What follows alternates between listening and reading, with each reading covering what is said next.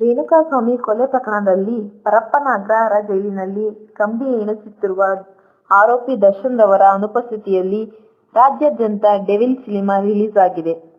ದರ್ಶನ್ ಪತ್ನಿ ವಿಜಯಲಕ್ಷ್ಮಿ, ನರ್ತಕಿ ಥಿಯೇಟರ್ನಲ್ಲಿ ಸಿನಿಮಾ ವೀಕ್ಷಣೆ ಮಾಡಿ ತಮ್ಮ ರಿವ್ಯೂ ಹಂಚಿಕೊಂಡಿದ್ದಾರೆ. ಅದರೊಂದಿಗೆ ಅಭಿಮಾನಿಗಳ ಸಂಭ್ರಮವನ್ನು ಅವರು ಕಣ್ತುಂಬಿಕೊಂಡಿದ್ದು, ನಿಮ್ಮ ಪ್ರೀತಿಯ ಪ್ರತಿ ಹನಿ ಅವರಿಗೆ ತಲುಪಿಸುವ ಕೆಲಸ ಮಾಡುತ್ತೇನೆ ಎಂದು ಹೇಳಿದ್ದಾರೆ. ಇನ್ಸ್ಟಾಗ್ರಾಂನಲ್ಲಿ ವಿಜಯಲಕ್ಷ್ಮಿ ಬರೆದುಕೊಂಡಿರುವ ಪೋಸ್ಟ್ ಹೀಗಿದೆ. ಚಿತ್ರಮಂದಿರದಿಂದ ಹೊರಬಂದ ಕ್ಷಣದಲ್ಲೇ ಹೃದಯ ತುಂಬಿ ಹರಿಯಿತು. ನಿರ್ದೇಶಕ ಪ್ರಕಾಶ್ ರವರ ದೃಷ್ಟಿ, ಕಥನ ಶೈಲಿ, ಪ್ರತಿಯೊಂದು ಫ್ರೇಮ್ ಮೇಲಿನ ಹಿಡಿತ ಎಲ್ಲವೂ ವಿಶೇಷ. ಕ್ಯಾಮೆರಾ ಕೆಲಸ ಮತ್ತು ತಾಂತ್ರಿಕ ತಂಡದ ಶ್ರಮದಿಂದ ಚಿತ್ರವು ದೃಶ್ಯಾತ್ಮಕವಾಗಿ ನಿಜವಾದ ಸಿನಿಮಾ ಹಬ್ಬದಂತೆ ಹೊಳೆಯುತ್ತಿದೆ. ರಚನಾ ರೈ ಪರದೆ ಮೇಲೆ ಮುದ್ದಾಗಿಯೂ ಹತ್ತಿರದ ಮನೆಯ ಹುಡುಗಿಯಂತೆಯೂ ಕಾಣಿಸಿಕೊಂಡಿದ್ದಾರೆ.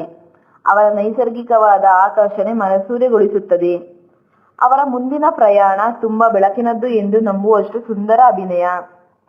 ಶರ್ಮಿಳಾ ಮಾಂಡ್ರೆ ಅವರ ಪಾತ್ರ ಚಿಕ್ಕದಾಗಿದ್ದರೂ ಅವರ ಪರದೆ ಮೇಲಿನ ಅಂದದಿಂದ ಗಮನ ಸೆಳೆದಿದ್ದಾರೆ.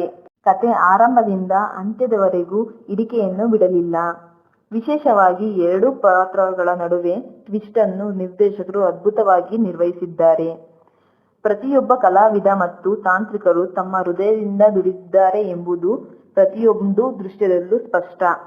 ಮತ್ತು ಈಗ ದರ್ಶನ್ ಬಗ್ಗೆ ಹೇಳುವುದಾದರೆ, ಅವರನ್ನು ನೋಡುವಾಗ ನನಗೆ ಏನನಿಸುತ್ತೋ ಪದಗಳಲ್ಲಿ ಹೇಳಲು ಸಾಧ್ಯವಾಗುವುದಿಲ್ಲ. ಅವರ ಪಾತ್ರ ಚಿತ್ರಣ, ಅಭಿನಯ, ಹಾಸ್ಯ ಟೈಮಿಂಗ್, ಪರದೆ ಮೇಲೆ ಅವರ ಅದ್ಭುತ ಹಾಜರಿ ಎಲ್ಲವೂ ಜಾದುವಿನಂತೆ ಅನಿಸಿತ್ತು. ನಾನು ಬೆರಗಾಗಿದ್ದೆ.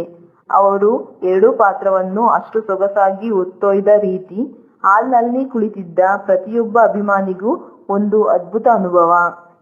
ಆದರೆ ಇಂದು ನನ್ನ ಮನಸ್ಸಿಗೆ ಹೆಚ್ಚು ತಾಗಿದ್ದು ನೀವೆಲ್ಲರೂ, ನಿಮ್ಮ ಕ್ರೇಜ್, ನಿಮ್ಮ ಕೂಗಾಟ, ದರ್ಶನ್ ರ ಮೇಲೆ ತೋರಿದ ಪ್ರೀತಿ. ಅದನ್ನು ನೋಡಿದಾಗ ನಾನು ಭಾವನೆಗಳನ್ನು ಹಿಡಿದುಕೊಳ್ಳಬೇಕಾಯಿತು.